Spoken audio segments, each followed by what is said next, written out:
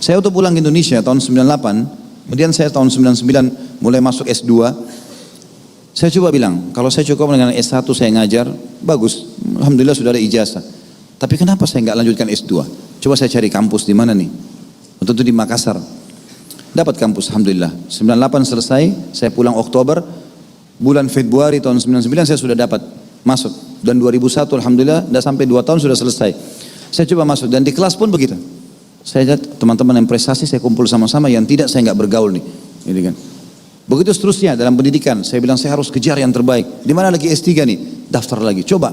Memang betul butuh upaya waktu, tapi Alhamdulillah kita kejar prestasi. Dari jelang-jelang selang itu saya coba mengajar di kampus. Di kampus pun saya coba menggunakan metode yang sama teman-teman. Di Makassar itu saya mengajar di kampus. Kami sama-sama dosen semua banyak, ada mungkin 20-30 dosen. Saya berpikir waktu itu rektornya orang asing, orang Syria, ditunjuk oleh Imarat Arab waktu itu. Kemudian saya berpikir, kok bisa orang ini jadi rektor? Apa prestasinya? Oh, karena dia orang asing. Baik, yang bisa orang Indonesia mana? Wakilnya rektor. Apa sih jenjangnya supaya sampai wakil rektor? Saya susun itu. Oh, ternyata kalau dianggap dia bisa memberikan ide-ide yang brilian, yang bagus buat kampus, mungkin diangkat jadi wakil rektor. Saya kasih ide-ide saya.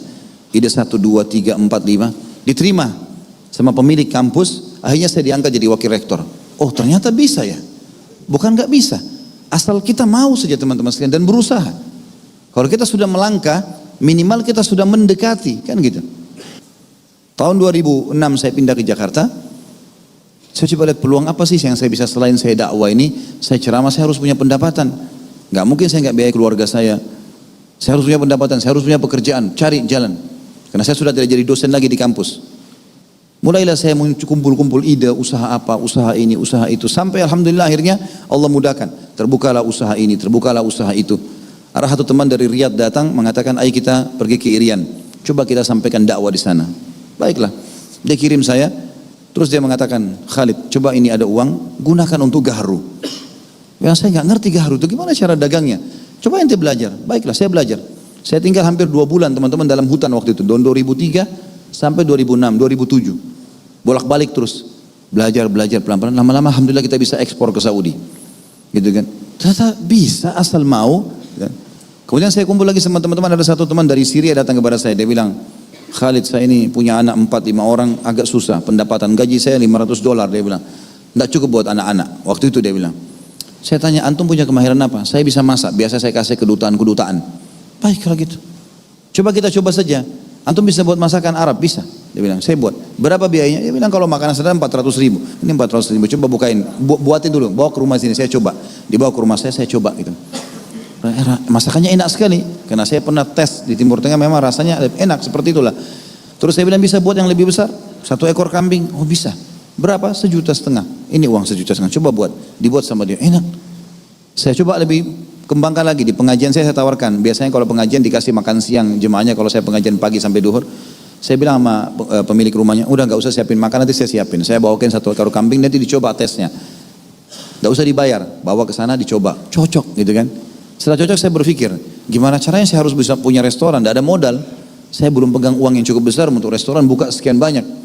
Saya iklanin di pengajian. Saya mau buka restoran, ini idenya, saya susunkan proposalnya. Bagi hasilnya begini, silakan kalau ada yang mau invest. Subhanallah, Allah mudahin. 3 orang datang langsung membawa uangnya. Bayar cash, diinvestasikan. Berjalan gitu kan. Memang tentu kalau kita mulai teman-teman bekerja, berusaha, ada suka dukanya ya. Nggak mungkin tiba-tiba kita langsung naik. Tapi naik turun itu ada. Tapi kalau kita berusaha menjaga komitmen kita, kita akan terus bisa naik kok. Dan banyak contoh-contoh berhubungan dengan itu. Saya datangkan tadi, tunggu dari di sini sudah cukup. Tapi saya coba berbagi pengalaman pribadi teman-teman. Coba saya kejar yang terbaik, Alhamdulillah. Dalam rumah tangga juga saya coba memberikan yang terbaik. Coba menjadi yang terbaik. Baca tentang apapun yang terbaik. Saya kasih yang terbaik. Dan saya lihat memang hasilnya juga Alhamdulillah maksimal. Jadi semuanya bisa kita dapatkan asal kita mau. Dan penyakit al-malas dihilangkan. Ini paling berbahaya ini. Malas, tidak mau bekerja. Tidak mau berusaha. Nggak menganggap ini sebuah ibadah, maka ini jadi masalah buat dia. Jadi oleh karena itu teman-teman sekalian, mulai sekarang sempurnakan fisik kita semaksimal mungkin. Jaga kebersihan, jaga kerapian. Cari prestasi yang terbaik dari masalah titel sekolah, ya, pendapatan, pekerjaan, kembangkan. Dan Allah Subhanahu wa taala akan menilai sesuai dengan kadar juhud kita. Sesuai dengan kadar juhud kita. Allahu a'lam. Ini bahasanya teman-teman sekalian.